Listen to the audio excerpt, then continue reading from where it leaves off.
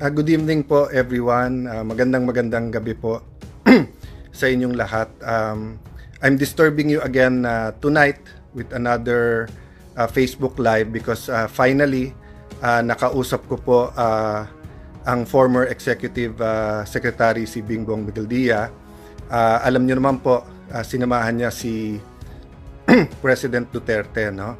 So kanina po we were talking about due process, we were talking about human rights, we were talking about not allowing anyone to be deprived of life, liberty, or property without due process of law. Yun po yung nasa konstitusyon natin at sa pagkaalam ko po, nasa konstitusyon din po ng napakaraming bansa yon. And when you talk about the ICC, it was basically formed so that meron international standard at accountability sa human rights. So let me be very clear po ha. Yung pag-uusapan ko po dito ay walang politika, basic human rights po ito. Okay? I will repeat myself. What I'm going to tell you tonight and the appeal that I'm going to make does not have to do with any partisanship, doesn't have to do with any politics, any partisan politics, any side. Basic lang po to na human rights. So sabi po ni former Executive Secretary Bingbong Migueldia, nasa eroplano sila at bago pa sila makarating nga sa Netherlands ay ginaranti sa kanila ng ICC na dadalhin diretso sa ospital si former President Duterte. Even yung medical po na kasama nila, ang exact words po na sinabi ni Kuya Bing, he's not in good condition. I won't interpret na, I'm just relaying the message. Ang sabi niya, he's not in good condition, at dinagdag po ni former Executive Secretary Migueldia ay nag-shoot up yung kanyang sugar. So, in my effort to clarify, tinanong ko, Kuya Bing, sabi ko sa kanya, doon pa lang po sa Manila, gusto niya na po magpa-ospital, di ba? So sabi niya, yes, sa Manila pa lang, we wanted na ma-hospitalize siya. But of course nga, alam na naman natin na nangyari lahat. At sabi ko nga, hindi ko to ipopoliticize, hindi ko to idadagdagan. I clarify ko lang sa kanya na sa Manila pa lang, they were saying that kailangan po siya ma-hospitalize. Okay? So having said that, he was on a plane. It's a long haul, napakatagal, ilan oras yon. So now he is there sa Hague. Ang pangako daw ay dadalhin sa ospital, hindi daw dinala sa ospital. So dun sa facility kung saan siya naka-detain, pumunta daw sila E.S. Migueldia at ang sinabi, wala daw Rodrigo Duterte na naka-register doon.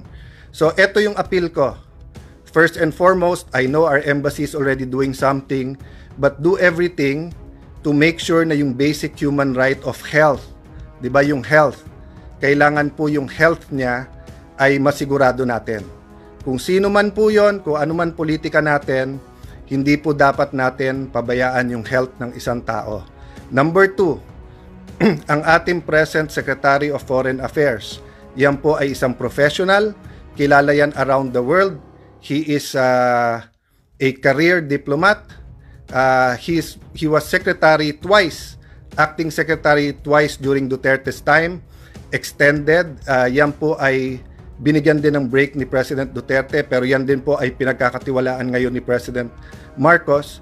So I think he will be the right person to go to The Hague, make sure that there's due process, make sure na susunod yung batas, but make the representations now na makakuha ng medical services ang ating dating Pangulo.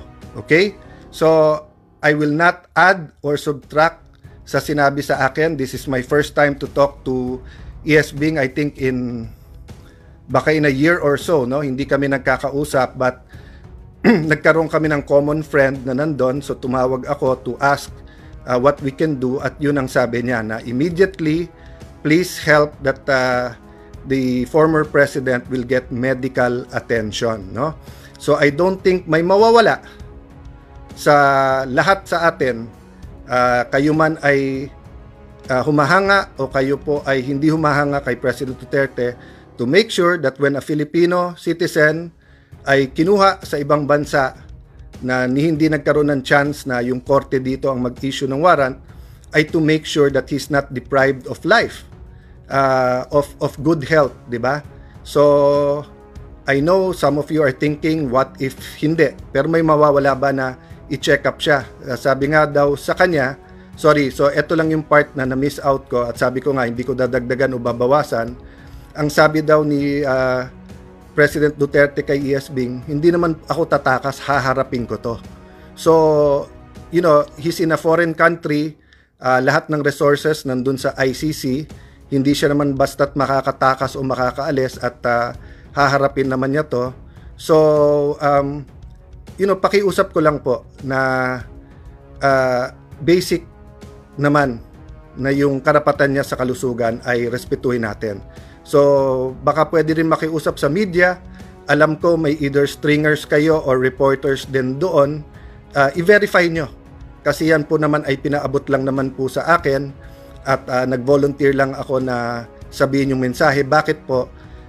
Hindi po ako makikialam if these are political messages or partisan messages. But pag sa health, magsisisi pa ba tayo pagka hindi natin sinabi to?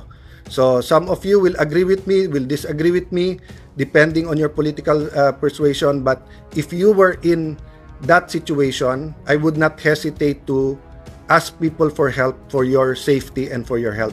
So, yun lang naman po. And hinihingi ko sa ating media, sana nga po mabantayan, just to make sure po na yung pinaka-basic at yung kanyang kalusugan at katulad ng sinabi ng dating Pangulo, haharapin niya po yung mga kaso na ito. And then our embassy, kung yung 10 million Filipinos to 15 million peoples around the world at yung mga na-convict na nga ay tinutulungan pa natin, ano pa kaya yung presumed innocent who sacrificed for our country. So please po, don't allow po na may mangyari sa ating Pangulo dahil sa kapababayaan natin. And to ICC, no, I want to address myself to you. Your core value is the is the human rights. So if someone needs medical attention, can we not give that person medical attention? I know the human rights advocates and some extremists among that group is eyes on you, but isn't a medical checkup and making sure that he's okay basic human rights, di ba?